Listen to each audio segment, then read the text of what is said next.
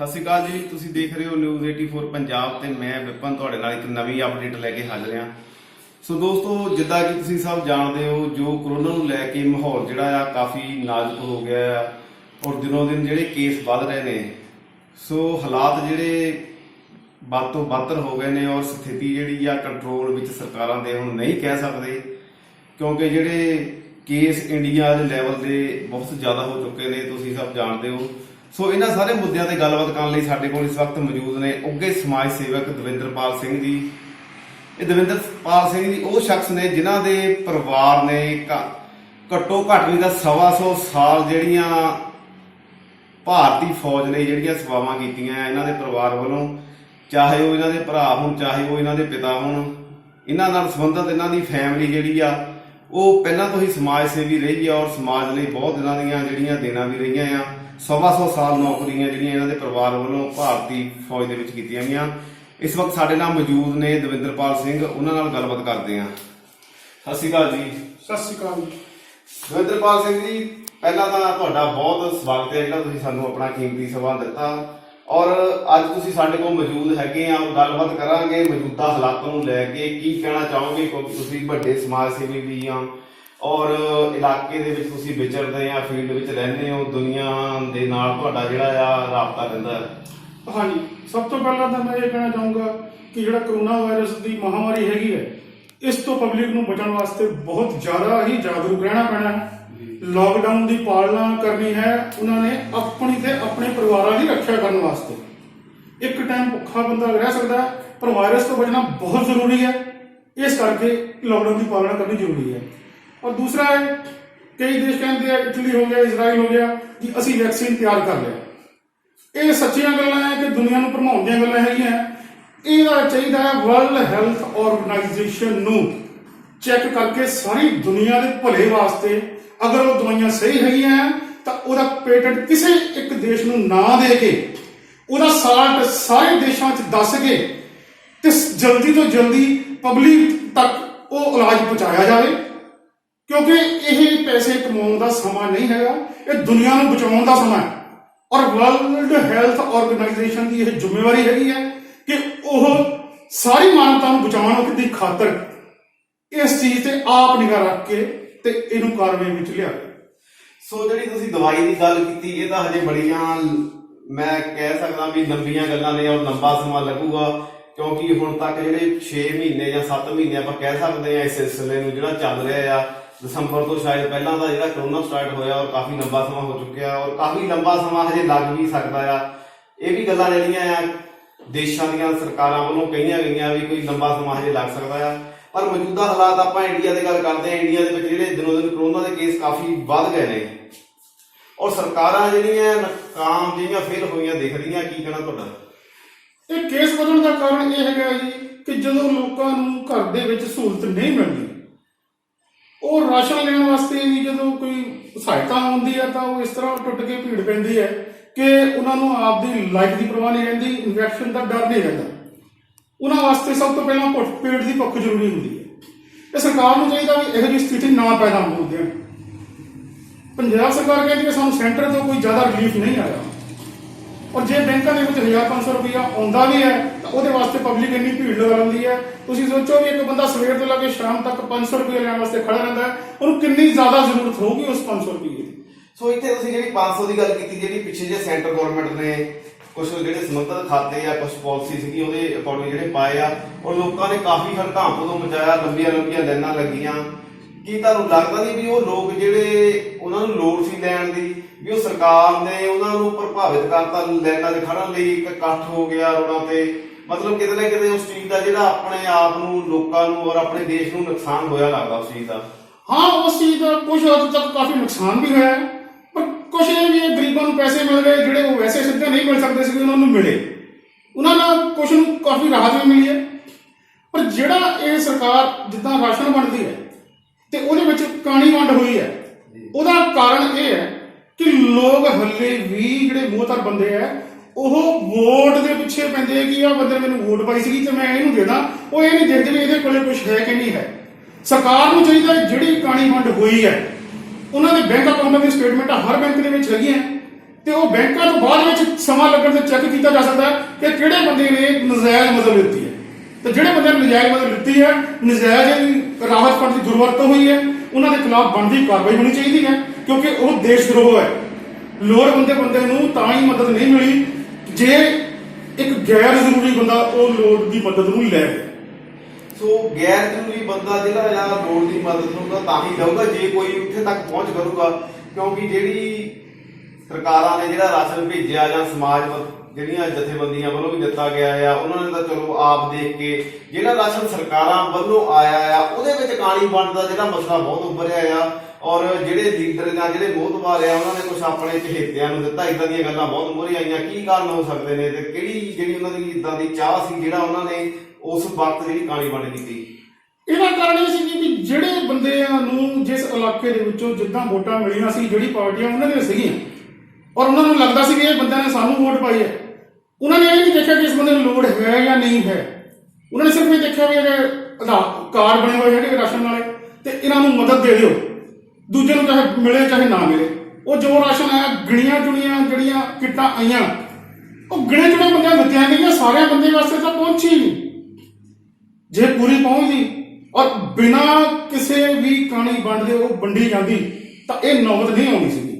ਤੇ ਮੇਰੀ ਸਰਕਾਰ ਨੂੰ ਹਜੇ ਵੀ ਹੱਥ ਬੰਨ੍ਹ ਕੇ ਇੱਕ ਬੇਨਤੀ ਹੈ, ਜਿਹੜੇ ਸਰਕਾਰ ਦੇ ਫੰਡ ਬਕਾਇਆ ਹੈਗੇ ਆ ਰਾਜਾਂ ਵੱਲ, ਉਹ ਸਰਕਾਰ ਨੂੰ ਬਿਨਾਂ ਦੇਰੀ ਕੀਤੇ ਦੇਣੇ ਚਾਹੀਦੇ ਆ। ਔਰ ਜੋ ਵੀ ਮੈਂ ਦੇਖਿਆ, ਜਿੰਨੀਆਂ ਵੀ ਪਾਰਟੀਆਂ ਹੈਗੀਆਂ ਇਲੈਕਸ਼ਨ ਵਾਲੀਆਂ ਵਿਰੋਧੀ ਪਾਰਟੀਆਂ, ਸੱਤਾ ਦੇ ਵਿੱਚ ਉਹ ਸਾਰੀਆਂ ਕਹਿੰਦੀਆਂ ਸੈਂਟਰ ਤੋਂ ਕੀ ਆਇਆ, ਸੈਂਟਰ ਕੀ ਕਰਦੀ ਹੈ, ਸੈਂਟਰ ਦੀ ਕੀ ਸਕੀਮ ਹੈ। ਮੈਂ ਇਹਨਾਂ ਨੂੰ ਹੱਥ ਬੰਨ੍ਹ ਕੇ ਇਹ ਬੇਨਤੀ ਕਰਦਾ, ਜੇ ਉਹ ਸੱਤਾ 'ਚ ਹੁੰਦੇ ਤਾਂ ਉਹਨਾਂ ਦੀ ਕੀ ਸਕੀਮ ਹੁੰਦੀ। ਉਹ ਜਦੋਂ ਇਲੈਕਸ਼ਨ ਆਉਂਦੇ ਆ, ਪਹਿਲਾਂ 2012 ਚ ਆਏ, 17 ਚ ਆਏ, ਹੁਣ 22 ਚ ਆਉਣੇ ਆ।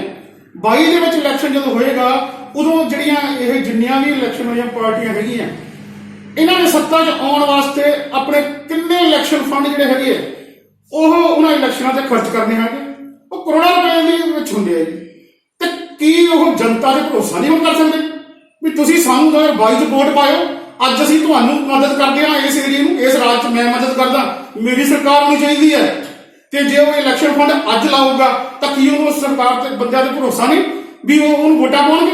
ਜਿਹੜੀ ਪਬਲਿਕ ਉਹਨਾਂ 'ਤੇ ਭਰੋਸਾ ਕਰਦੀ ਹੈ ਇਲੈਕਸ਼ਨ ਵੇਲੇ, ਉਹਨਾਂ ਦੇ ਸਾਰੇ ਵਾਅਦਿਆਂ 'ਤੇ ਭਰੋਸਾ ਕਰਕੇ ਉਹਨਾਂ ਨੂੰ ਸਰਕਾਰ 'ਚ ਲਿਆਉਂਦੀ ਹੈ, ਸੱਤਾ 'ਚ ਲਿਆਉਂਦੀ ਹੈ, ਉਹਨਾਂ ਨੂੰ ਵੀ ਆਪਣੇ ਉਹਨਾਂ ਬੰਦਿਆਂ ਦਾ ਸੋਚਣਾ ਚਾਹੀਦਾ। ਜੇ ਪਬਲਿਕ ਜ਼ਿੰਦਾ ਰਹੂਗੀ ਤਾਂ ਹੀ ਤੁਸੀਂ ਰਾਜ ਕਰੋਗੇ, ਜੇ ਪਬਲਿਕ ਤਰਾਹੀ ਕਰੂਗੀ ਤਾਂ ਤੁਸੀਂ ਰਾਜ ਕਿੱਥੇ ਕਰੋਗੇ? ਸੱਤਾ ਦੇ ਵਿੱਚ ਵੀ ਜੇ ਸੈਂਟਰ ਕਿਸੇ ਰਾਜ ਦੇ ਨਾਲ ਕਾਣੀ ਵੰਡ ਕਰਦੀ ਹੈ, ਉਹ ਕਿਹਦੀ ਗਲਤੀ ਹੈ? ਉਹ ਆਪਣੇ ਵਰਗੀ ਜਨਤਾ ਦੀ ਗਲਤੀ ਹੈ, ਆਪਣੇ ਵਰਗੇ ਮਜ਼ਲੂਮਾਂ ਦੀ ਗਲਤੀ ਹੈ, ਜਿਹੜੇ ਬਿਨਾਂ ਸੋਚੇ ਸਮਝੇ ਆਪਾਂ ਸੱਤਾ ਦੇ ਵਿੱਚ ਉਹੋ ਜਿਹੀ ਸਰਕਾਰ ਨੂੰ ਝੁਕਾ ਦਿੰਦੇ ਆ। ਜੇ ਕੋਈ ਸੱਤਾ ਜਿਹੜੀ ਅਧਿਕਾਰ ਹੈ ਸਰਕਾਰ ਹੈ ਉਹ ਕਾਣੀ ਵੰਡ ਕਰਦੀ ਹੈ ਕਿਸੇ ਰਾਜ ਦੇ ਨਾਲ, ਉਹ ਆਪਣੀ ਗਲਤੀ ਹੈ। ਆਪਾਂ ਗਾਂ ਨੂੰ ਸਰਕਾਰ ਨੂੰ ਉਹੋ ਜਿਹੀ ਨੂੰ ਸੱਤਾ 'ਚ ਆਉਣ ਨਾ ਦਈਏ, ਆਪਾਂ ਆਪਣਾ ਮੁਖੀ ਉਹਨੂੰ ਬਣਾਈਏ ਜਿਹੜਾ ਆਪਣੇ ਦੁੱਖ ਦਰਦ ਦੇਖੇ, ਇਹ ਆਪਣਾ ਫਰਜ਼ ਬਣਦਾ। ਸੋ ਮੈਂ ਤੁਹਾਨੂੰ ਪੁੱਛਣਾ ਚਾਹਾਂਗਾ, ਜਿੱਦਾਂ ਕਿ ਤੁਸੀਂ ਕਿਹਾ ਵੀ ਜਾਣੀ ਕਿ ਜਿਹੜਾ ਨੁਮਾਇੰਦਾ ਹੀ ਉਦੋਂ ਦਾ ਚੁਣਨਾ ਚਾਹੀਦਾ ਜਿਹੜਾ ਲੋਕਾਂ ਲਈ ਖੜੇ, ਔਰ ਇਸ ਵਕਤ ਤੁਸੀਂ ਇੱਕ ਗੱਲ ਮੂਹਰੇ ਰੱਖੀ ਆ ਵੀ ਜਿਹੜੇ ਪੈਸਾ ਲੀਡਰ ਉਸ ਵਕਤ ਖਰਚਦੇ ਨੇ ਇਲੈਕਸ਼ਨਾਂ 'ਚ, ਉਹ ਹੁਣ ਕਿਉਂ ਨਹੀਂ ਖਰਚਦੇ? ਇਹ ਇੱਕ ਬਹੁਤ ਵੱਡਾ ਸਵਾਲ ਆ, ਔਰ ਇੱਥੋਂ ਇੱਕ ਬਹੁਤ ਵੱਡੀ ਸਿੱਖ ਲੈਣੀ ਚਾਹੀਦੀ ਆ ਲੀਡਰਾਂ ਨੂੰ ਵੀ ਮੈਂ ਕਹੂੰਗਾ, ਕਿਉਂਕਿ ਦੇਖੋ ਲੱਖਾਂ ਕਰੋੜਾਂ ਰੁਪਈਆ ਜਿਹੜਾ ਇਲੈਕਸ਼ਨਾਂ ਤੇ ਖਰਚਾ ਆਉਂਦਾ ਆ, ਪਰ ਕਿਤੇ ਨਾ ਕਿਤੇ ਜਨਤਾ ਦਾ ਕਸੂਰ ਹੈਗਾ। ਜਨਤਾ ਇਹ ਚੀਜ਼ਾਂ ਨੂੰ ਜਿਹੜਾ ਨਹੀਂ ਦੇਖਦੀ ਔਰ ਉਸ ਮੌਕੇ ਤੇ ਕੁਛ ਨਾ ਕੁਛ ਲੈਂਦੀ ਆ ਜਾਂ ਕੁਛ ਕਰਦੀ ਆ, ਉਸ ਮੌਕੇ ਦਾ ਫਾਇਦਾ ਉਠਾ ਕੇ ਹੀ ਜਿਹੜਾ ਵੋਟ ਦਿੰਦੀ ਆ। ਇੱਥੇ ਲੀਡਰ ਜੇ ਗਲਤ ਕਰਦੇ ਆ, ਲੀਡਰ ਇਸ ਵਕਤ ਜੇ ਦੁੱਖ ਦੀ ਘੜੀ ਤੇ ਨਹੀਂ ਆਉਂਦੇ, ਕਿਤੇ ਨਾ ਕਿਤੇ ਜਨਤਾ ਦਾ ਵੀ ਕਸੂਰ ਹੈ। ਔਰ ਜੇ ਲੀਡਰ ਇਸ ਦੁੱਖ ਦੀ ਘੜੀ ਦੇ ਵਿੱਚ ਆਉਣ ਤਾਂ ਹੋ ਸਕਦਾ ਆ ਜਿਹੜਾ ਆਪਾਂ ਇਸ ਮਹਾਮਾਰੀ ਤੋਂ ਬਚ ਸਕੀਏ, ਇਸ ਭੁੱਖਮਰੀ ਤੋਂ ਬਚ ਸਕੀਏ। ਇਹ ਲੀਡਰ ਕਿਉਂ ਨਹੀਂ ਆਉਂਦੇ? ਔਰ ਜੇ ਆਉਣ ਬੈਨੀਫਿਟ ਮਿਲ ਸਕਦਾ ਆ ਜਿਹੜੀ ਆਮ ਲੋਕ ਆ। ਅਗਰ ਜਿੰਨੀਆਂ ਵੀ ਪਾਰਟੀਆਂ ਹੈਗੀਆਂ ਆਪਣੇ ਕੋਈ ਵੀ ਰਾਜ ਚੁਣ ਲੈਣ ਵੀ ਇਸ ਰਾਜ ਤਾਂ ਮੈਂ ਸੱਤਾ ਲਿਆਉਣੀ ਹੈ, ਤੇ ਜੋ ਮੇਰਾ ਇਲੈਕਸ਼ਨ ਫੰਡ ਹੈਗਾ ਅੱਜ ਮੈਂ ਪਬਲਿਕ ਤੇ ਲਾ ਕੇ ਪਬਲਿਕ ਦਾ ਭਲਾ ਕਰਨਾ ਹੈ, ਤਾਂ ਉਹ ਪਬਲਿਕ ਦੀ ਕੀ ਮਜਾਲ ਹੈ? ਉੱਥੇ ਕਿਸੇ ਹੋਰ ਦੀ ਸੱਤਾ ਹੈ। ਇਹ ਤਾਂ ਹੁਣ ਸੱਤਾਧਾਰੀਆਂ ਨੇ ਸੋਚਣਾ ਕਿ ਆਪਾਂ ਕਿਹੜੇ ਸਟੇਟ 'ਚ ਰਾਜ ਕਰਨਾ ਹੈ। ਇਹ ਨਾ ਤੁਸੀਂ ਸੋਚੋ ਵੀ ਸਾਨੂੰ ਇੱਥੋਂ ਵੋਟ ਪੈਣੀ ਕਿ ਨਹੀਂ ਪੈਣੀ। ਜਿਹੜਾ ਬੰਦਾ ਅੱਜ ਭੁੱਖਾ ਮਰ ਰਿਹਾ ਨਾ, ਉਹ ਦਿਲੋਂ ਸਹੁੰ ਪਾ ਕੇ ਤੁਹਾਨੂੰ ਵੋਟ ਪਾਊਗਾ। ਤੁਸੀਂ ਇੱਕ ਵਾਰੀ ਉੱਤੇ ਯਕੀਨ ਤਾਂ ਕਰਕੇ ਦੇਖੋ। ਵੈਸੇ ਵੀ ਪੁੰਨ ਦਾ ਕੰਮ ਹੈ, ਜੇ ਕਿਸੇ ਦੀ ਜਾਨ ਬਚਾਓਗੇ ਪਤਾ ਨਹੀਂ ਪਰਮਾਤਮਾ ਨੇ ਤੁਹਾਨੂੰ ਕੀ ਦੇਣਾ ਹੈ। ਇਸ ਕਰਕੇ ਤੁਸੀਂ ਇਸ ਜਨਤਾ ਨੂੰ ਸੰਭਾਲੋ, ਇਸ ਦੇਸ਼ ਨੂੰ ਸੰਭਾਲੋ, ਤਾਂ ਹੀ ਇਹ ਦੇਸ਼ ਤਰੱਕੀ ਕਰ ਸਕਦਾ ਹੈ। ਹੁਣ ਜਿਸ ਤਰ੍ਹਾਂ ਸਰਕਾਰ ਬਾਹਰੋਂ ਵੀ ਸੰਗਤ ਲੈ ਕੇ ਆਈ ਹੈ, ਬਾਹਰੋਂ ਜਿਹੜੀ ਸੰਗਤ ਆਈ ਉੱਥੋਂ ਚੈੱਕ ਹੋਇਆ, ਉੱਥੇ ਇੰਨਾ ਦੇਰ ਉਹ ਸੰਗਤ ਰਹੀ, ਉੱਥੇ ਕਿਸੇ ਦੇ ਵਿੱਚ ਇਨਫੈਕਸ਼ਨ ਦੀ ਕੋਈ ਨਜ਼ਰ ਨਹੀਂ ਆਇਆ ਵੀ ਕਿਸੇ 'ਚ ਕੋਈ ਇਨਫੈਕਸ਼ਨ ਨਜ਼ਰ ਆਉਂਦੀ ਹੈ। ਜਦੋਂ ਸਰਕਾਰ ਲੈ ਕੇ ਆਈ ਹੈ ਤਾਂ ਇੱਥੇ ਇੰਨੇ ਬੰਦਿਆਂ ਦੇ ਵਿੱਚ ਇਨਫੈਕਸ਼ਨ ਨਜ਼ਰ ਆ ਗਈ। ਇਹ ਕਿਹਦੀ ਗਲਤੀ ਹੈ? ਕਿਸ ਦੁਸ਼ਮਣ ਦੀ ਚਲਾਕੀ ਹੈ? ਕਿਹਨੇ ਕਿਸੇ ਕੌਮ ਨੂੰ ਜਾਂ ਕਿਸੇ ਬੰਦਿਆਂ ਨੂੰ ਬਰਬਾਦ ਕਰਨਾ ਚਾਹਿਆ? ਉਹ ਤਾਂ ਭਗਤ ਲੋਕ ਸੀਗੇ ਜਿਹੜੇ ਗਏ। ਕਿਹੜਾ ਇਨਸਾਨ ਸੋਚਦਾ ਹੈ ਕਿ ਮੈਂ ਇਨਫੈਕਟਡ ਹੋਵਾਂ ਤਾਂ ਆਪਣੇ ਪਰਿਵਾਰ 'ਚ ਆ ਕੇ ਦੂਜਿਆਂ ਨੂੰ ਇਨਫੈਕਸ਼ਨ ਦੇ ਦਿਆਂ? ਬੰਦਾ ਬਾਹਰ ਮਰ ਜਾਣਾ ਪਸੰਦ ਕਰੂਗਾ, ਆਪਣੇ ਪਰਿਵਾਰ 'ਚ ਆ ਕੇ ਕਿਸੇ ਨੂੰ ਇਨਫੈਕਸ਼ਨ ਦੇਣਾ ਪਸੰਦ ਨਹੀਂ ਕਰੂਗਾ। ਇਹ ਕਿਸੇ ਦੀ ਕੋਈ ਚਾਲ ਹੈ ਜਿਹਨੇ ਜਾਂ ਬੱਸਾਂ ਇਨਫੈਕਟ ਕਰਤੀਆਂ, ਜਾਂ ਉਹਨਾਂ ਦੇ ਬਲੱਡ ਦੇ ਸੈਂਪਲ ਲੈਣ ਵਾਲੇ ਸਿਰੰਜ ਇਨਫੈਕਟ ਕਰਤੇ, ਜਾਂ ਉਹਨਾਂ ਨੂੰ ਰਸਤੇ 'ਚ ਕਿਤੇ ਇਨਫੈਕਸ਼ਨ ਕਿਸੇ ਤਰ੍ਹਾਂ ਦੇ ਦਿੱਤੀ ਉਹਨਾਂ ਨੂੰ ਖਾਣ ਪੀਣ ਦੀ ਚੀਜ਼ ਦੇ ਵਿੱਚ। ਔਰ ਫਿਰ ਇਹ ਪੰਜਾਬ ਦੇ ਵਿੱਚ ਇੰਨੀ ਕਿਉਂ ਆਈ ਹੈ? ਇਸ ਚੀਜ਼ ਨੂੰ ਡੂੰਘਾਈ ਦੇ ਨਾਲ ਦੇਖ ਕੇ ਤੇ ਵੀ ਜਾਂਚ ਕੀਤੀ ਜਾਣੀ ਚਾਹੀਦੀ ਹੈ ਤੇ ਕਸੂਰਵਾਰ ਬੰਦੇ ਦੇ ਖਿਲਾਫ ਕਾਰਵਾਈ ਕੀਤੀ ਜਾਣੀ ਚਾਹੀਦੀ ਹੈ। ਤੇ ਜਿਹੜੇ ਵੀ ਬੰਦੇ ਇਸ ਨਾਲ ਪ੍ਰਭਾਵਿਤ ਹੋਏ ਆ, ਜਿਨ੍ਹਾਂ ਦੀ ਗਲਤੀ ਦੇ ਨਾਲ ਵੀ, ਉਹਨਾਂ ਬੰਦਿਆਂ ਨੂੰ ਮੁਆਵਜ਼ਾ ਦੇਣਾ ਚਾਹੀਦਾ ਹੈ, ਨਾ ਕਿ ਉਹਨਾਂ ਨੂੰ ਕੌੜੀ ਅੱਖ ਨਾਲ ਦੇਖੋ ਵੀ ਇਹ ਕਿੱਥੋਂ ਇਨਫੈਕਸ਼ਨ ਲਿਆ ਹੈ। ਇਹ ਆਪਣੀ ਗਲਤੀ ਹੈ ਜੇ ਆਪਾਂ ਉਹਨਾਂ ਦੀ ਚੰਗੀ ਤਰ੍ਹਾਂ ਕੇਅਰ ਕਰਕੇ ਨਹੀਂ ਲਿਆ ਸਕੇ। ਸੋ ਉਹਨਾਂ ਨੂੰ ਲਿਆਉਣ ਵਕਤ ਜਿਹੜੀ ਹੈ ਇੱਕ ਬਹੁਤ ਵੱਡੀ ਰਾਜਨੀਤੀ ਪੰਜਾਬ ਦੇ ਵਿੱਚ ਉਹਨਾਂ ਦਿਨਾਂ ਵਿੱਚ ਹੋਈ ਆ, ਤੁਹਾਨੂੰ ਪਤਾ ਹੈ ਔਰ ਸਭ ਲੋਕ ਜਾਣਦੇ ਆ। ਮਤਲਬ ਰਾਜਨੀਤਿਕ ਪਾਰਟੀਆਂ ਨੇ ਵੀ ਵਿਰੋਧ ਵੀ ਕੀਤਾ, ਕਈਆਂ ਨੇ ਭਰੋਸਾ ਵੀ ਜਤਾਇਆ, ਮਤਲਬ ਇੱਕ ਦੂਜੇ ਤੋਂ ਵੱਧ ਕੇ ਜਿਹੜਾ ਉਸ ਵਕਤ ਜਿਹੜੀ ਰਾਜਨੀਤੀ ਵੀ ਬਹੁਤ ਹੋਈ ਆ। ਸੋ ਉਹ ਵੋਟ ਬੈਂਕ ਬਣਾਉਣ ਦੀ ਖਾਤਰ ਕਹਿ ਲਓ ਜਾਂ ਆਪਣਾ ਕ੍ਰੈਡਿਟ ਲੈਣ ਦੀ ਖਾਤਰ ਕਹਿ ਲਓ, ਇਹ ਚੀਜ਼ਾਂ ਹੋਈਆਂ। ਪਰ ਇਹ ਚੀਜ਼ਾਂ ਹੋਣ ਤੋਂ ਬਾਅਦ ਚਲੋ ਲੋਕ ਸਾਰੇ ਆ ਗਏ, ਸੰਗਤ ਆ ਗਈ, ਸੰਗਤ ਕਰੋਨਾ ਪੋਜ਼ਿਟਿਵ ਪਾਈ ਗਈ ਆ। ਪੋਜ਼ਿਟਿਵ ਪਾਉਣ ਤੋਂ ਬਾਅਦ ਇੱਕ ਵੱਡਾ ਸਵਾਲ ਖੜਾ ਹੁੰਦਾ ਆ, ਚਲੋ ਆਪਾਂ ਇਹ ਗੱਲ ਨਹੀਂ ਕਰਦੇ ਉਹਨਾਂ ਨੂੰ ਕਰੋਨਾ ਆਇਆ ਕਿੱਥੋਂ, ਇਸ ਚੀਜ਼ ਦਾ ਤਾਂ ਪਤਾ ਨਹੀਂ ਕਿੱਥੋਂ ਆਇਆ। ਪਰ ਮਸਲਾ ਇਸ ਗੱਲ ਦਾ ਹੈ ਜਦੋਂ ਆ ਗਿਆ ਉਹਦਾ ਨਾਲ ਜਿਹੜਾ ਉਹ ਵਿਤਕਰਾ ਹੋਇਆ, ਉਹਦੀ ਕੀ ਵਜ੍ਹਾ ਆ ਔਰ ਕਿਉਂ ਹੋਇਆ। ਸਰਕਾਰਾਂ ਨੇ ਜਦ ਕਿ ਪੁਖਤਾ ਪ੍ਰਬੰਧ ਕੀਤੇ ਆ, ਇੰਨੇ ਪੈਸੇ ਸਰਕਾਰਾਂ ਕਹਿ ਰਹੀਆਂ ਅਸੀਂ ਲਾ ਰਹੀਆਂ, ਉਹਦੀ ਕੀ ਵਜ੍ਹਾ ਹੈਗੀ ਹੈ ਜਿਹੜਾ ਉਹਨਾਂ ਨਾਲ ਇੰਨਾ ਵਿਤਕਰਾ ਹੋਇਆ? ਉੱਥੇ ਕੌਣ ਗਲਤ ਆ? ਉੱਥੇ ਸਿਸਟਮ ਗਲਤ ਆ, ਜਾਂ ਕਹਿ ਦੇਈਏ ਆਪਣਾ ਜਿਹੜੇ ਕਿ ਮੂਰੇ ਕੰਮ ਕਰਨ ਵਾਲੇ ਗਲਤ, ਜਿਹੜੇ ਕਰਿੰਦੇ ਰੱਖੇ ਉਹ ਗਲਤ ਆ? ਉੱਥੇ ਉਹ ਸਿਸਟਮ ਦੀ ਸੋਚ ਗਲਤ ਹੈ। ਨਾ ਤਾਂ ਕਰੋਨਾ ਵਾਇਰਸ ਦਾ ਕੋਈ ਧਰਮ ਹੈ ਤੇ ਨਾ ਹੀ ਉਹਦੇ ਨਾਲ ਪੀੜਿਤ ਹੋਣੇ ਵਾਲੇ ਦਾ ਕੋਈ ਧਰਮ ਹੈ। ਕੋਈ ਬੰਦਾ ਨਹੀਂ ਚਾਹੂਗਾ ਕਿ ਮੈਂ ਕਰੋਨਾ ਵਾਇਰਸ ਨਾਲ ਪੀੜਿਤ ਹੋਵਾਂ ਔਰ ਇਸ ਤਸੱਦਦ ਨੂੰ ਸਲਾਹਾਂ। ਇਸ ਕਰਕੇ ਇਸ ਨੂੰ ਜਾਤੀਵਾਦੀ ਤੇ ਧਰਮਵਾਦ ਨਾਲ ਬਿਲਕੁਲ ਵੀ ਨਹੀਂ ਜੋੜਨਾ ਚਾਹੀਦਾ। ਔਰ ਸਰਕਾਰਾਂ ਨੂੰ ਇਹ ਚਾਹੀਦਾ ਹੈ ਕਿ ਉਹ ਵੱਧ ਤੋਂ ਵੱਧ ਚੰਗਾ ਉਹਨਾਂ ਨੂੰ ਟ੍ਰੀਟਮੈਂਟ ਦੇਣ ਤਾਂ ਕਿ ਦੁਨੀਆ ਦੇ ਵਿੱਚ, ਸਮਾਜ ਦੇ ਵਿੱਚ ਵਿਸ਼ਵਾਸ ਪੈਦਾ ਕਰ ਸਕੋ ਕਿ ਵੀ ਕਰੋਨਾ ਵਾਇਰਸ ਨਾਲ ਇਨਫੈਕਟਡ ਬੰਦੇ ਜਾਂ ਸੰਭਾਵਿਤ ਬੰਦੇ ਹੈਗੇ ਹੈ, ਸਰਕਾਰ ਉਹਨਾਂ ਦਾ ਬਹੁਤ ਵਧੀਆ ਇਲਾਜ ਕਰਦੀ ਹੈ। ਉਹ ਬੰਦੇ ਆਪ ਅੱਗੇ ਆਉਣ। ਸਰਕਾਰ ਲਈ ਇਹ ਵਿਸ਼ਵਾਸ ਬਣਾਉਣ ਦਾ ਮੌਕਾ ਹੈ।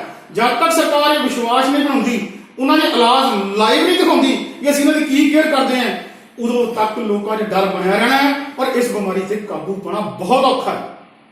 ਸੋ ਆਉਣ ਵਾਲੇ ਦਿਨਾਂ 'ਚ ਕੀ ਲੱਗਦਾ ਤੁਹਾਨੂੰ, ਜਿਸ ਤਰ੍ਹਾਂ ਜਿਹੜੇ ਕੇਸ ਦਿਨੋਂ ਦਿਨ ਵੱਧ ਰਹੇ ਨੇ, ਹਾਲਾਤ ਜਿਹੜੇ ਨਾਜ਼ੁਕ ਆ ਔਰ ਪੰਜਾਬ ਦੀ ਸਥਿਤੀ ਵੀ ਇੰਨੀ ਵਧੀਆ ਨਹੀਂ ਹੈਗੀ, ਔਰ ਇੱਕ ਵੱਡਾ ਮਸਲਾ ਜਿਹੜਾ ਅੱਜ ਕੱਲ੍ਹ 'ਚ ਚੱਲ ਰਿਹਾ ਹੈ ਠੇਕਿਆਂ ਨੂੰ ਲੈ ਕੇ, ਠੇਕੇ ਖੁੱਲਣਗੇ ਔਰ ਠੇਕਿਆਂ ਦੀ ਜਿਹੜੀ ਹੋਮ ਡਿਲੀਵਰੀ ਵੀ ਕੀਤੀ ਜਾਊਗੀ, ਜਦ ਕਿ ਲੋਕਾਂ ਦਾ ਰੋਸ ਆ, ਸੋਸ਼ਲ ਮੀਡੀਆ ਤੇ ਵੀ ਗੱਲਾਂ ਚੱਲਦੀਆਂ ਨੇ ਵੀ ਰਾਸ਼ਨ ਦੀ ਹੋਮ ਡਿਲੀਵਰੀ ਤਾਂ ਪ੍ਰੋਪਰ ਤਰੀਕੇ ਨਾਲ ਹੋਈ ਨਹੀਂ, ਔਰ ਜੇ ਸ਼ਰਾਬ ਦੀ ਜਿਹੜੀ ਹੋਮ ਡਿਲੀਵਰੀ ਜਿਹੜੀ ਆ ਸਰਕਾਰਾਂ ਕਰੂਗੀ।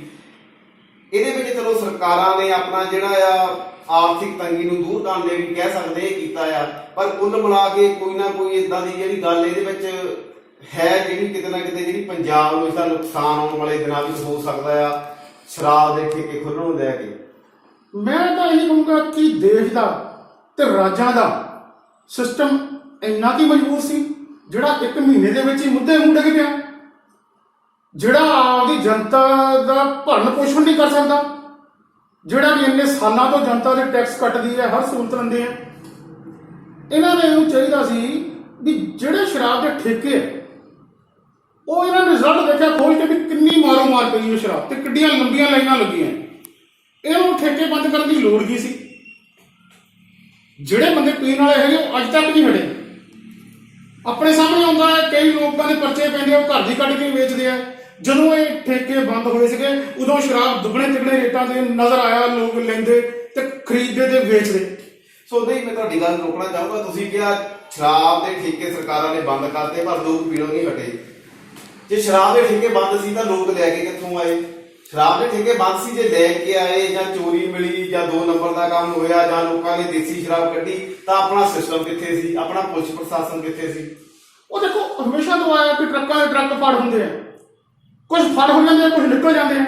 ਜਿਹੜੇ ਨਿਕਲ ਜਾਂਦੇ ਆ ਉਹ ਦੂਜੇ ਦੁੱਗਣੇ ਤਿੱਗਣੇ ਭਾਅ ਵੇਚਦੇ ਆ, ਕਿਉਂਕਿ ਕ੍ਰਾਈਮ ਹਜੇ ਤੱਕ ਨਾ ਤਾਂ ਪੂਰੀ ਤਰ੍ਹਾਂ ਕਿਤੇ ਵੀ ਦੇਸ਼ 'ਚ ਕਿਸੇ 'ਚ ਕੰਟਰੋਲ ਹੋਇਆ, ਔਰ ਆਪਾਂ ਇਹ ਨਹੀਂ ਕਹਿ ਸਕਦੇ ਵੀ ਕਦੋਂ ਕੰਟਰੋਲ ਹੋਏਗਾ, ਕਿਉਂਕਿ ਫੇਮ ਭੁੱਖੀ ਵਰਗੀਆਂ ਵੀ ਪਰਚੇ ਹੁੰਦੇ ਆ ਲੋਕਾਂ ਤੇ, ਨਸ਼ੇ ਦੇ ਵੀ ਪਰਚੇ ਹੁੰਦੇ ਆ, ਚਿੱਟੇ ਦੇ ਵੀ ਪਰਚੇ ਹੁੰਦੇ ਆ। ਜਿਹੜੇ ਫੜੇ ਜਾਂਦੇ ਆ ਉਹਨਾਂ ਨੂੰ ਸਜ਼ਾ ਮਿਲ ਜਾਂਦੀ ਹੈ, ਜਿਹੜੇ ਨਹੀਂ ਫੜੇ ਹੁੰਦੇ ਉਹ ਵੇਚੀ ਜਾਂਦੇ ਆ। ਇਹ ਤਾਂ ਸਿਸਟਮ ਹੈ ਵੀ ਕਿੱਥੋਂ ਕਿੱਥੋਂ ਇਹ ਚੋਰ ਮੁਰੀਆਂ ਬਣੀਆਂ ਹੋਈਆਂ ਹੈਗੀਆਂ, ਜਿਹੜਾ ਇਹ ਸਿਸਟਮ ਚੱਲਦਾ ਹੈ। ਸੋ ਕੁੱਲ ਮਿਲਾ ਕੇ ਜੇ ਗੱਲ ਕਰੀਏ ਹੁਣ ਆਉਣ ਵਾਲੀ ਸਥਿਤੀ ਜਿਹੜੀ ਪੰਜਾਬ ਦੀ ਕਿੱਦਾਂ ਹੋਵੇਗੀ, ਔਰ ਕੀ ਤੁਸੀਂ ਫਾਈਨਲੀ ਕੀ ਕਹਿਣਾ ਚਾਹੋਗੇ ਲੋਕਾਂ ਨੂੰ ਜਾਂ ਲੀਡਰਾਂ ਨੂੰ ਵੀ ਕੀ ਫਾਈਨਲੀ ਅਕਸਰ ਨੂੰ ਕਰਨਾ ਕੀ ਚਾਹੀਦਾ ਤਾਂ ਜੋ ਜਿਹੜਾ ਹੈ ਆਪਣਾ ਔਰ ਕਿਸੇ ਦਾ ਨੁਕਸਾਨ ਨਾ ਹੋਵੇ? ਦੇਖੋ ਜੀ, ਲੋਕਾਂ ਨੂੰ ਜਿਹੜਾ ਕੰਮ ਕਰਨ ਦੀ ਇਜਾਜ਼ਤ ਹੈਗੀ ਹੈ, ਜਿਹੜੇ ਜ਼ਰੂਰੀ ਕੰਮ ਹੈਗੇ ਆ ਉਹ ਕਰਨ ਦੀ ਇਜਾਜ਼ਤ ਦੇਣੀ ਚਾਹੀਦੀ ਹੈ, ਪੂਰੀ ਸੇਫਟੀ ਦੇ ਨਾਲ ਲਾਕਡਾਊਨ ਦੀ ਪਾਲਣਾ ਕਰਦੇ ਹੋਏ। ਲੋਕਾਂ ਕੋਲੇ ਸੈਨੀਟਾਈਜ਼ ਹੋਣ ਦੇ ਭਾਵੇਂ ਸਾਬਣ ਹੀ ਹੋਣ ਤੇ ਪਾਣੀ ਹੋਵੇ, ਉਹਨਾਂ ਕੋਲੇ ਉਹ ਸੁਵਿਧਾ ਪੂਰੀ ਹੋਣੀ ਚਾਹੀਦੀ ਹੈ ਆਪਦੇ ਨੂੰ ਸਾਫ਼ ਸੁਥਰਾ ਰੱਖਣ ਵਾਸਤੇ। ਲੋਕਾਂ ਨੂੰ ਵੀ ਚਾਹੀਦਾ ਹੈ ਕਿ ਉਹ ਇਸ ਚੀਜ਼ ਨੂੰ ਸੀਰੀਅਸਲੀ ਲੈਣ ਤੇ ਇਸ ਚੀਜ਼ ਦੀ ਪਾਲਣਾ ਕਰਨ। ਇਹ ਨਾ ਸੋਚਣ ਵੀ ਕੁਝ ਨਹੀਂ ਹੋਇਆ, ਅਮਰੀਕਾ ਵਰਗੇ ਦੇਸ਼ਾਂ ਦੇ ਗੋਡੇ ਲੱਗ ਗਏ ਤੇ ਆਪਾਂ ਤਾਂ ਉਹਨਾਂ ਦੇ ਬਰਾਬਰ ਮੁਕਾਬਲੇ ਕਿਤੇ ਵੀ ਨਹੀਂ। ਜੇ ਆਪਣੀ ਇਮਿਊਨਿਟੀ ਮਾੜੀ ਮੋਟੀ ਸਟਰੋਂਗ ਹੈਗੀ ਹੈ ਤਾਂ ਆਪਾਂ ਮਾੜੇ ਮੋਟੇ ਹਜੇ ਬਚੇ ਹੋਏ ਹੈਗੇ ਆ, ਨਹੀਂ ਤਾਂ ਹੁਣ ਨੂੰ ਆਪਣਾ ਪਤਾ ਨਹੀਂ ਕੀ ਹੋ ਜਾਣਾ ਸੀ। ਇੱਕ ਲਾਕਡਾਊਨ ਨੇ ਵੀ ਆਪਾਂ ਨੂੰ ਕੁਝ ਬਚਾਇਆ ਹੈਗਾ। ਸੋ ਇਹ ਸੀਗੇ ਸਾਡੇ ਨਾਲ ਸਮਾਜ ਸੇਵੀ ਦਵਿੰਦਰਪਾਲ ਸਿੰਘ ਜੀ, ਜਿਨ੍ਹਾਂ ਨੇ ਸਾਨੂੰ ਸਾਰੀ ਜਾਣਕਾਰੀ ਦਿੱਤੀ ਔਰ ਇਹਨਾਂ ਨਾਲ ਜਿਹੜੀਆਂ ਕਾਫੀ ਗੱਲਾਂ ਕੀਤੀਆਂ। So thank you. ਨਵੀਂ ਅਪਡੇਟ ਲੈ ਕੇ ਦੁਬਾਰਾ ਹਾਜ਼ਰ ਹੋਵਾਂਗੇ।